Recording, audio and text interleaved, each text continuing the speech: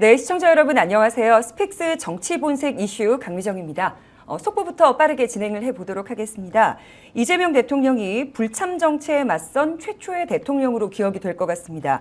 윤석열 정부 2년간 반복됐던 회피 정치, 부정 정치에 맞서서 이태원 참사 희생자들에게 국가는 사라졌고 기억조차 하지 않았다라는 그 기억을 지우기 위해서 참사 현장을 찾았습니다. 정계현 대표와 함께 평론 시작해 보도록 할게요. 자, 오늘 오후에 이제 예고가 없었습니다. 네. 물론 이제 대통령이 동선을 사전에 뭐 이렇게 알릴 것은 아니지만 이태원 12구 기억과 안전의 길이라는 곳에 대통령이 직접 방문을 했고 강유정 대변인도 동행을 하고 뭐 이제 관련 공무원들도 함께 했는데 요거 깜짝 놀랐다. 네. 대통령이 이렇게 바쁜 중에도 국민의 안전과 관련된 부분에 대한 어떤 인식을 하고 있는지를 보여주는 것이고 실제로 12구 참사와 관련된 진상조사가 특히 유가족들에게는 정말로 너무나도 고통스러운 지금 상처로 남아있지 않습니까? 맞습니다. 진상규명을 해야 하는 그런 상황에서 대선 과정에서 약속을 한 것도 있지만 대통령이 이렇게 이제 신속하게 움직였다는 것은 이제 두 가지 의미로 볼 수 있다. 하나는 자, 진상규명 반드시 해야 한다. 네. 억울한 죽음에 대해서 정말로 원혼이라도 이렇게 달랠 수 있도록 해야 한다는 의지가 하나 있을 테고 안전 문제는 이재명 정부가 어떤 경우에도 놓치지 않는다. 그러면 많은 공직자들이 대통령의 방문을 보고 있을 거 아닙니까? 그래서 안전한 대한민국을 만들기 위한 것들은 국민의 생명과 재산을 존중하는 것과 똑같은 수준으로 우리가 다뤄야 한다는 것을 이제 대통령이 직접 나서서 했다는 것은 의미가 있다. 바쁜 네. 중에도 조각조각의 행동 하나하나가 대통령의 행보 하나하나가 굉장히 의미 있게 이렇게 다가와서 정말로 하루를 어떻게 쓰느냐에 따라서 대통령의 1시간이 국민의 5,200만 시간이다라고 했던 것처럼 정말로 속보가 이렇게 계속 나오니까 우리가 따라가기 어려울 정도로 지금 많이 다루어야 하지 않습니까? 그러면서 이재명 대통령은 확실히 추진력과 그리고 계획성 또 그 이전에 있었던 기획이 매우 돋보이는 그런 장면이었습니다. 네, 이재명 정부는 존재하는 국가로 복귀하겠다라는 정치적인 메시지를 던진 것 같고요. 윤석열 정부와는 본질적으로 다른 통치를 시작하겠다라는 선언으로 해석이 됩니다. 우선 이재명 대통령의 국정 기조가 처음 후보 때부터 혹은 당대표부터 굉장히 명확했죠. 첫 번째, 권력 이전에 대한 책임, 정권 이전에 인간이라는 가치, 나는 이것에 집중한다. 소외되는 사람 없고 억울한 사람이 없게 하겠다. 라는 메시지가 있었어요. 그러니까 이제 행정을 12년 동안 해본 현장 경험이 실제 행정은 국민들에게 드러나지 않기 때문에 저 사람이 얼마나 대중과 호흡을 함께 하느냐 이렇게 판단하기 좀 어려운 대목이지 않습니까? 그러니까 아무리 좋은 정책, 아무리 좋은 행정을 하더라도 대중들이 그걸 느끼고 알기에는 좀 한계가 있었는데 이미 이제 당대표로 오고 난 뒤에 이 사람이 대선 후보다라는 느낌을 이제 강하게 좀 가졌던 거고 그러면서 스스로 굉장히 준비가 잘 돼 있었다. 그리고 우리는 다만 보지 못했던 것이기 때문에 일반인의 시각으로 바라보는 정치인, 대통령과 전혀 다른 행정가로서 매우 훈련이 잘 돼 있고 현안 하나하나를 어떻게 짚어 나가야 하는지를 보여주는 모습에서 이재명식 이제 정치가 또는 저런 안전에 대한 본인의 강한 의지가 어떻게 표출되고 반영되는지를 오늘 이제 이런 자리에서 확인을 할 수 있고요. 무엇보다도 또 자살 문제와 관련해서 이제 안전치안점검 회의에서 한국 자살률과 관련된 부분을 이런 식으로 방치할 거냐. 이게 그러면 개인의 선택의 문제가 아닌 거 다 알고 있는데 어떻게 해서 예방 또는 감소시킬 수 있는 방법이 있느냐. 이것도 좀 획기적이지 않습니까? 대통령이 특정인의 극단적 선택에 대해서 어떻게 할 것이냐라는 것은 지금까지는 보건복지부에서 자, 자살률, 특히 노인 자살률이 전 세계 1위라고 하는 이 문제를 구조적으로 어떻게 해결할 것인지 여러 번 들어봤지만 이것도 이제 재난의 하나로서 인식을 하고 대통령이 직접 나서서 국민의 극단적 선택을 좀 줄여주는 방법은 분명히 국가가 나서면 뭔가 길이 있을 것이다 라고 하는 본질적인 접근, 그게 조금 전에 언급하셨던 인간에 대한 부분을 근본적으로 가지고 있으면서 국민 이전의 인간이지 않습니까? 맞습니다. 인간은 천부인권을 가지고 모든 국민은 똑같은 동등한 권리로 세상에 태어나는데 이런 부분에서 국가의 역할이 무엇인가를 다시 이제 던져주면서 우리 사회 전반이 굉장히 구조적으로 많이 바뀔 수 있는 이런 이제 일종의 좀 출발점이 될 수 있다라는 생각을 하고 있습니다. 네, 이재명 대통령이 국가란 무엇인가라는 질문으로 정부 운영을 시작을 했었는데 이재명 대통령의 경우에는 기억하지 않은 정부의 시대를 끝낼 것이다 라는 의지를 표명한 것 같고요. 국가가 책임질 수 있어야 하는 존재고 이태원이 그 출발점이 됐다고 생각을 합니다. 첫 번째는 진상규명 의지를 밝혔고 희생자 존엄, 회복, 그리고 책임지는 국가 제도화하겠다는 총체의 출발점이라고 좌표를 딱 찍은 것 같습니다. 윤석열 정부와 윤석열 정부에 있었던 공무원들 굉장히 뼈가 아플 것 같아요.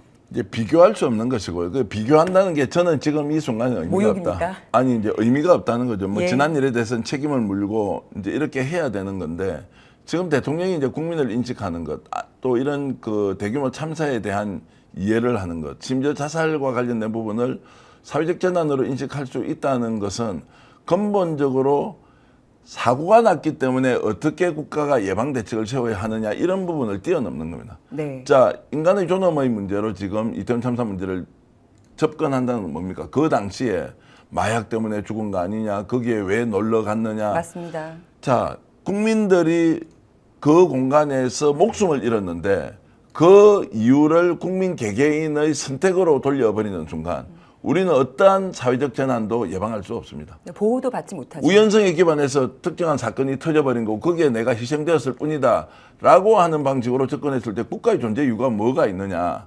그래서 국가의 존재 이유를 강조하면서 국민 한 사람 한 사람의 인권과 생명권을 존중해 주려고 하는 이 대통령의 의지는 네. 결과적으로는 국가의 역할에 대한 강화이기도 하지만 더 중요한 것은 이것을 바라보는 국민이 그러면 나는 국가를 위해서 무엇을 하지? 라고 자연스럽게 물어볼 수 있지 않습니까? 그게 이제 국력의 원천이 된다. 기회가 균등하고 정의로운 과정을 우리가 확인할 수 있고 결과적으로 승복할 수 있는 문화를 만들어내면 모든 사람이 기회의 레이스 위에서 내가 열심히 하면 뭔가 쟁취할 수 있고 얻을 수 있고 그러나 거기에서는 반드시 사회적 책임도 뒤따른다는 것을 네. 우리가 느낄 때 그게 어떻게 국가가 혼자서 다 할 수 있습니까? 국민들이 정말 국가의 주인으로서 주권자로서 나서서 할 수 있는 이 에너지를 응축시키게 하는 역할이기 때문에 지금 대통령이 하는 저런 행동은 네. 대통령으로서 당연한 것이고 국가가 당연한 것이라 하더라도 결과적으로 이것이 에너지로 이제 분출되는 것은 그걸 국민들이 선택하고 국민들이 동참할 것이다. 이렇게 저는 기대하고 있습니다. 그러면 이재명 대통령의 현장 방문 자체가 국가가 책임지고 해결하겠다라는 공식화된 움직임이다. 이렇게 해석을 하시는 거죠. 국가만 이제 이렇게 하겠습니까? 지방정부는 어떻게 합니까? 지방자치단체는 어떻게 따라오겠죠. 합니까? 따라갈 수밖에 예. 없죠. 가야 되죠. 당연한 거 아닙니까? 어떻게 그 사람들이 잘나가지고 자기가 선택받아서 그때부터 자기 권한이 됩니까? 권한을 위임받은 상태에서 그 권한을 행사하는 자가 과연 지금까지 그런 태도로 국민들을 대하고 바라보고 행동했느냐. 네. 그런 것들이 아니었다는 것을 가장 이치에 맞도록 원리에 맞도록 되돌리는 그 국민주권의 시대를 이재명 대통령이 만들고 있다라고 저는 생각을 합니다. 네, 알겠습니다. 그러면 오늘 모두를 깜짝 놀라게 했던 그 책임감에 환호했던 이태원 참사 현장 이재명 대통령의 방문 속보는 여기서 마무리를 하도록 하겠습니다. 그리고 세간에서 가장 관심을 많이 갖고 있는 사안이죠. 3특검. 민주당과 조국혁신당에서 3특검에 각각 한 명씩 3명을 추천했다는 속보가 들어왔습니다.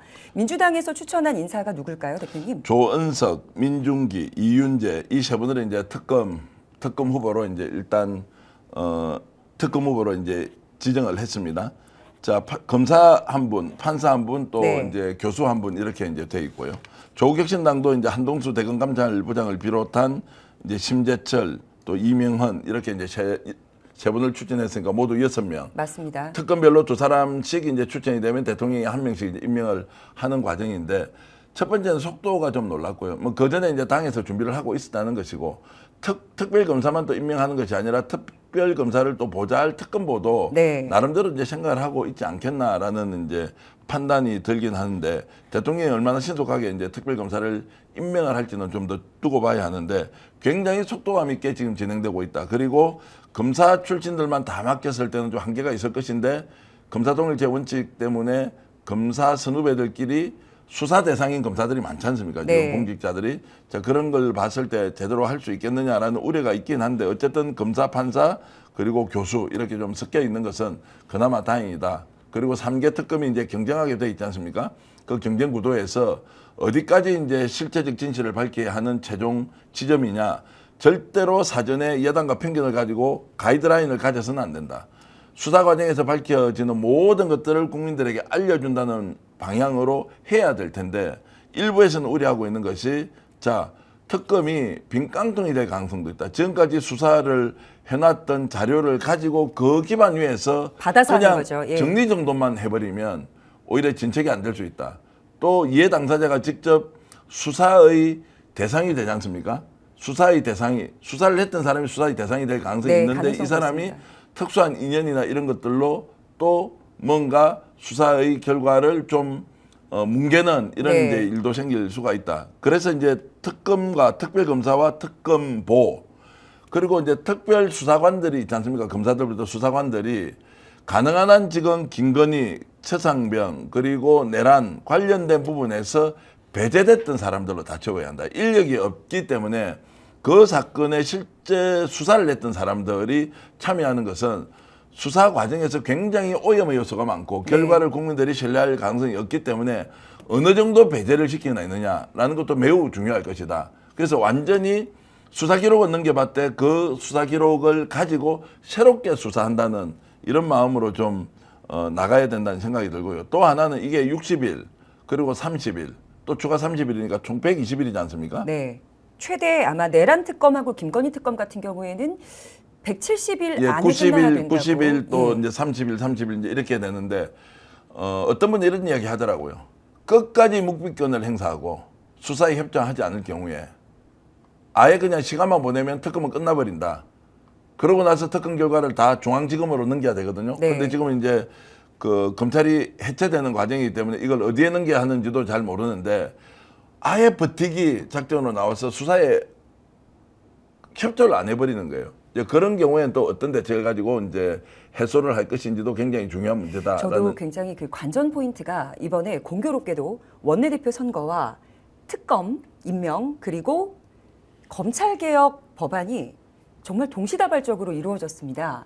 이게 어떻게 아구가 잘 맞아 돌아가면 검찰이 공소청이 되면서 공소청장 하에 이 사건을 받을 수도 있지 않을까 이렇게 기대하는 분들도 계시거든요. 자 이제 뭐 어떤 일정으로 갈지는 좀 두고 봐야 됩니다. 그렇죠. 각기 다른 일이 동시에 출발을 하니까 이제 국회에서 법안을 만들고 또 어느 정도 합의의 과정이 필요한 게 있고 또 특검도 임명이 되면 특검팀이 구성이 되고 수사가 어느 정도 진척되느냐 또 수사 대상자들이 어느 정도 협조하느냐 이런 것들이 다 뒤섞여 있기 때문에 지금 뭐 전망은 할 수는 없지만 우려하는 것은 빈깡통 특검이 지금까지 워낙 많았기 때문에 이번 특검도 특검을 하는 것, 국회에서 통과시키는 것, 특별검사를 임명하는 것으로 이런 출발일 뿐이지 네. 그 중간 과정과 결과에 대해서는 매우 면밀하게 계획을 세우고 또 실행을 해야 하고 그 결과가 국민들이 만족하는 것이 아니라 국민들이 충분히 그 결과를 납득할 수 있도록 하는 그 결과를 내는 것이 매우 중요하다는 생각이 들기 때문에 지금 임명되는 이제 검사들이 경쟁이기 때문에 각자 열심히 할 것이다라고 막연하게 우리가 기대하는 것은 조금 조심해야 되지 않느냐 생각이 듭니다. 네, 이재명 대통령이 3건의 패키지 특검을 놓고 내란 심판과 헌정 질서 회복을 열망하는 국민의 뜻에 따라 이루어져야 한다라고 못을 박아 이야기를 했기 때문에 9월에는 또 국정감사 시즌이잖아요. 다 겹칠 것 같아요. 이 특검이 마무리되는 시점과 검찰개혁법이 실행되는 시점과 다 맞물려 있을 것 같습니다, 대표님. 각자 역할이 있을 것 같아요. 이제 저희들처럼 언론은 충분하게 감시를 하고 국민들이 무엇을 원하는지 이제 전달해야 될 거고 국회는 당연히 특검이 어떻게 진행되는지에 대해서 또 확인을 해야 될 필요가 있고 두 가지로 좀 말씀을 드리겠습니다. 첫 번째, 이거는 말 그대로 법과 원칙에 따라서 감정을 넣어서 누군가에게 보복을 한다는 방식으로 절대 가서는 안 된다. 네. 그것은 수사 대상자도 결국에는 그 행위가 범법이었다면 책임을 지는데 수용할 수 있을 정도로 가야 되는 것이고 두 번째는 국민들도 보복이다. 저 사람이 저렇게 만들었기 때문에 반드시 처벌을 받아야 한다는 것을 감정보다는 최종적으로 이성적으로 판단할 수 있는 정도.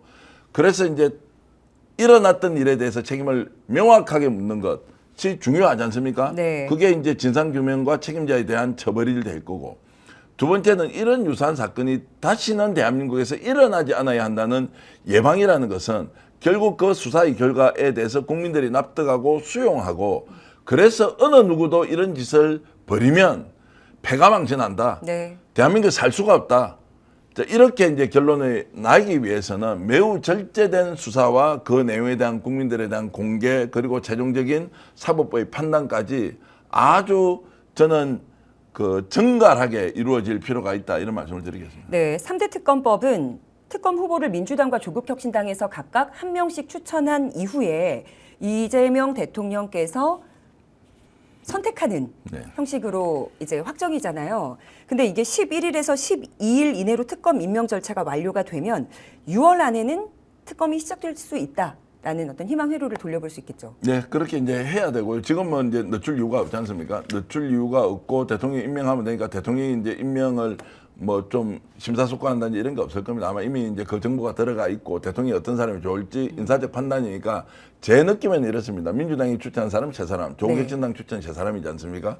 첫 번째 고려할 것은 누가 보더라도 이 사람이 수사의 공정성을 유지할 만한 인물이라는 것에 대한 일단 판단이 하나 있을 거고요. 국민들의 입장에서요. 두 번째, 검사 출신, 판사 출신, 뭐 학자 출신이다라고 예를 들어서 했을 경우에 자, 이런 것들을 골고루 또 안배하는 필요가 있지 않겠습니까?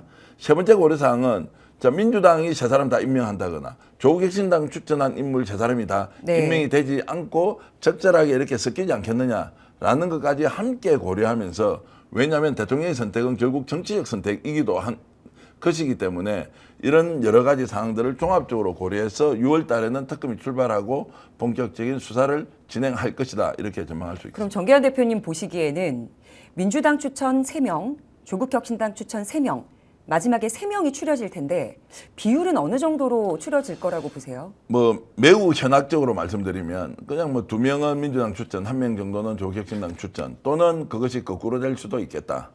한쪽으로 다 쏠려서 하기에는 이제 양당이 추천하기로 했던 이제 이런 네. 것과 비교하면은 그래서 이 2명, 1명 정도로 갈 가능성이 높지 않겠느냐 하는 것이 이제 전망인데 그것은 제가 언급했듯이 마지막 순간에 고려해야 될 것입니다. 네. 수사의 공정성을 담보할 사람이 대통령이 봤을 때 누가 제일 좋으냐라는 게 첫 번째 고려 사항이고 두 번째 직군 그러니까 검찰 출신이냐 아니면 판사 출신이냐 아니면 학자 출신이냐 또는 검찰 안에서도 특수통 출신이냐 아니냐 뭐 이런 것들 쭉 좀 따져보지 않겠습니까? 이제 이런 것들을 좀 종합적으로 고려한 상태가 두 번째일 거고 세 번째가 이제 정당이 그러면은 각각 3인 추천했는데 어떻게 선택할 것이냐 이렇게 이제 보면 결과적으로는 저는 2명, 1명 정도 가지 않겠느냐 이런 판단을 하고 있습니다. 네, 조국혁신당에서 추천한 후보는 한동수 전 대검 감찰부장 그리고 김건희 특검에는 심재철 서울 남부지청 부장이었고요. 검사장. 그다음에 최상병 특검은 이명현 역시 국방부 검찰단 고등검찰 부장이었습니다. 어쨌든 네. 다 법조인들이거든요. 법전이고 이제 이명현 이제 그 전단장 같은 경우에는 이제 군검찰 출신이지 않습니까? 맞습니다. 그러니까 이제 우리가 보통 이야기하는 검찰하고는 이제 군 법무관 또는 검찰이 이제 다르기 때문에 이제 그쪽에 계신 분이고 또 한동수 대검감찰부장은 굉장히 유명하신 분이지 않습니까? 윤석열과 뭐 정면으로 맞서 싸우고 지금도 윤석열의 그 이제 검찰 권력의 사유화와 관련해서는 정말로 저것은 단죄해야 될 이제 범죄라고 이제 인식하고 있는 분이니까 어떤 분이 되더라도 괜찮을 것 같은데 마지막 고려사항은 대통령이 이제 전체적으로 합리적으로 판단하지 않겠느냐 이런 판단을 해봅니다. 그럼 다음 주쯤에 어떻게 임명되는 특검 검사들 발표가 날 것 같은데요. 국민의 입장에서 바로 납득할 수 있는 그런 후보분들이 결정을 되길 바라면서 저희 오늘 스픽스 핫 이슈 속보는 여기서 마무리하도록 하겠습니다. 정계환 대표님 고맙습니다. 고맙습니다. 오늘 방송 어떠셨습니까? 마음에 들었다면 구독, 좋아요로 스픽스를 응원해 주십시오. 여러분들의 구독, 좋아요는 가장 큰 힘이 됩니다. 스픽스 구독, 좋아요.